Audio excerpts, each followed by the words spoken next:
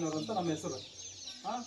ಇಲ್ಲಿ ಯಾಕೆ ಬಂದಿದ್ದೀವಪ್ಪ ಅಂತಂದ್ರೆ ಮನೆ ಮನೆಗೆ ಪೊಲೀಸ್ ಅಂತೇಳಿ ಸರ್ಕಾರದವರು ಒಂದು ಕಾರ್ಯಕ್ರಮ ಹಮ್ಮಿಕೊಂಡಿದ್ದಾರೆ ಮಾನ್ಯ ಘನ ಸರ್ಕಾರದಿಂದ. ಅದನ್ನು ಕಾರ್ಯಗತಗೊಳಿಸಬೇಕಾಗಿತ್ತು ನಮ್ಮ ಪೊಲೀಸ್ ಡಿಪಾರ್ಟ್ಮೆಂಟಿಂದ ಅಂತ. ಅದಕ್ಕೆ ನಮ್ಮ SP ಸಾಹೇಬರ ಆದೇಶ ಏನಿದೆ, ಮನೆ ಮನೆಗೆ ಹೋಗಿ ಪೊಲೀಸರು ಸಹಕಾರ ಕೊಡಬೇಕು ಎಲ್ಲರಿಗೂ.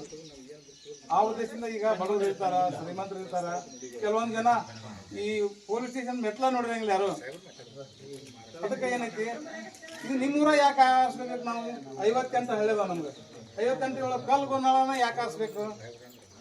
ಅತಿ ನಮ್ಮ ಎಲ್ಲ ಹಳ್ಳಿಗಳಲ್ಲಿ ಸಣ್ಣದಾದ ಹಳ್ಳಿ ಇದೆ. 23 ನಮ್ಮ ಲೆಕ್ಕಕ್ಕೆ ಅದಾವು, ಈಗ 40 ಆಗ್ಯಾವಂತ ಅದಾವು.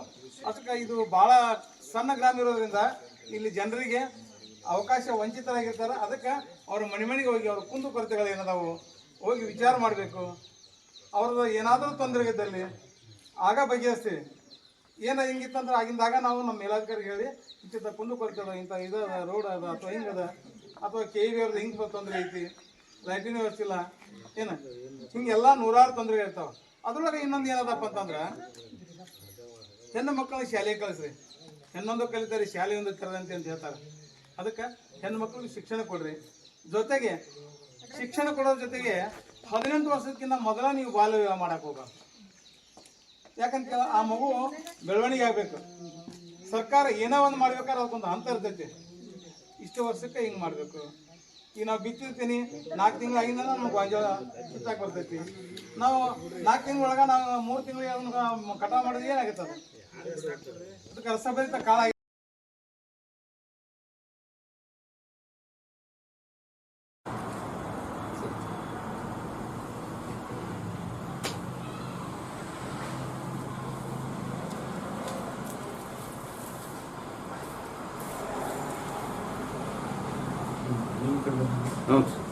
ನಾವು ಇಲ್ಲಿ ಮನೆಯವರಲ್ಲ.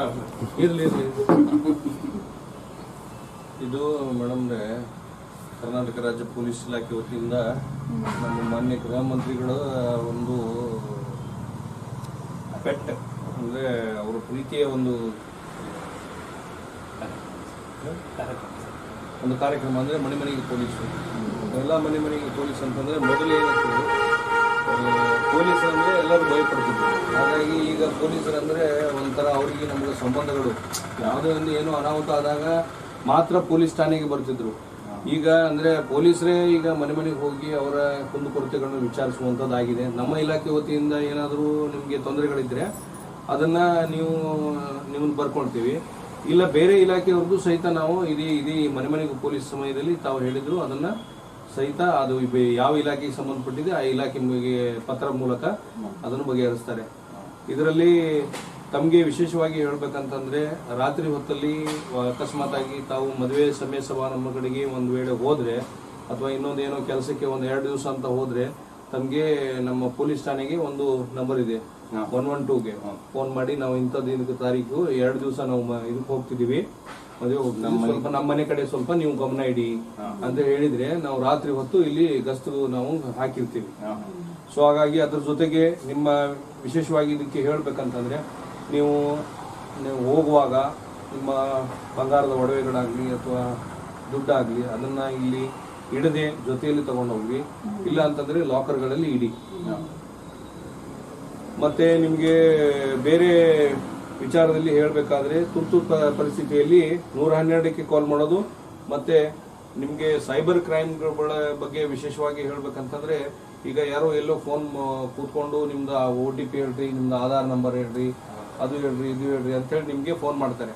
ಅಂತ ಕಾಲ್ಗಳನ್ನು ಯಾವುದೇ ಕಾರಣಕ್ಕೂ ತಾವುಗಳನ್ನು ಅದನ್ನ ಅಟೆಂಡ್ ಮಾಡಬೇಡಿ. ಮತ್ತೆ ನಿಮ್ಮ ಮೊಬೈಲ್ ಅಲ್ಲಿ ಅಪ್ಲಿಕೇಶನ್ಗಳನ್ನ ಬಿಟ್ಟಿರ್ತಾರೆ, ಅದೇನು SBI ಅಂತ ಹೇಳಿ, ಇನ್ನೊಂದು ಯಾವುದೋ ಬ್ಯಾಂಕಿಂದ ಅಂತ ಹೇಳಿ, ಅದನ್ನ ನೀವು ಟಚ್ ಮಾಡಿದ್ರೆ ನಿಮ್ಮ ಮೊಬೈಲ್ ಅಲ್ಲಿ ಇದ್ದಂತ ಎಲ್ಲ ಅಂದ್ರೆ ನಿಮ್ಮ ಅಕೌಂಟ್ ಅಲ್ಲಿ ಇದ್ದಂತ ಎಲ್ಲ ದುಡ್ಡುಗಳು ನೋಡ್ಲೇಬಾರ್ದು. ಅದನ್ನು ಓಪನ್ನೇ ಮಾಡಂಗಿಲ್ಲ ಯಾವುದೇ ಕಾರಣಕ್ಕೂ. ನೀವು ಒಂದು ವೇಳೆ ಓಪನ್ ಮಾಡಿದ್ರೆ ಅದು ಇಮಿಡಿಯೇಟ್ ಆಗಿ ನಿಮ್ದು ಪೂರ್ತಿ ಬಯೋಡಾಟ ಅದು ಹ್ಯಾಕ್ ಮಾಡಿ ಬಿಡ್ತಾರೆ, ತಗೊಂಡ್ಬಿಡ್ತಾರೆ. ಸೊ ಹಾಗಾಗಿ ಇದು ಸೈಬರ್ ಕ್ರೈಮ್ಗೆ ನೀವು ಇಂಥ ಘಟನೆಗಳು ಆದಾಗ, ವಿಶೇಷವಾಗಿ ಯಾರಾದರೂ ಫೋನ್ ಹಚ್ಚಿದಾಗ ನೀವು ಡಿಜಿಟಲ್ ಅರೆಸ್ಟ್ ಮಾಡಿದೀವಿ, ನಿಮ್ಮ ಮಗ ಇಲ್ಲಿ ಹೀಗಾಗಿದ್ದಾನೆ ಹಾಗಾಗಿದ್ದಾನೆ, ನೀವು ಕೊಡ್ಲಿಲ್ಲ ಅಂದ್ರೆ ನಿಮಗೆ ಗಾಂಜಾದಲ್ಲಿ ಸಿಕ್ಕಿದ್ದಾನೆ, ನೀವು ಅಕ್ರಮವಾಗಿ ದುಡ್ಡುಗಳನ್ನ ಟ್ರಾನ್ಸಾಕ್ಷನ್ ಮಾಡಿದಿರಿ, ನೀವು ಇನ್ಕಮ್ ಟ್ಯಾಕ್ಸ್ ಕಟ್ಟಿಲ್ಲ, ಹಾಗೆ ಹೀಗೆ ಅಂತೇಳಿ 108 ನಿಮಗೆ ಯಾರು ಫೋನ್ ಮಾಡಿದ್ರು ನೀವು ಹೆದರದೆ ಆಯಿತು ಅಂಥೇಳಿ ಅದನ್ನು ಮೊಬೈಲ್ನಲ್ಲಿ ವಾಟ್ಸಪ್ಪಲ್ಲಿ ಕಾಲ್ ಮಾಡಿದಾಗ ಹೆದರದೆ ಯಾವುದೇ ಕಾರಣಕ್ಕೂ ಅದನ್ನು ಬದಿಗೆ ಇಟ್ಟು ನೀವು ಅದನ್ನು ಸಹಿತ ಪೊಲೀಸರಿಗೆ ನೀವು ವಿಷಯವನ್ನು ತಿಳಿಸ್ಬೋದು. ತಿಳಿಸಿದರೆ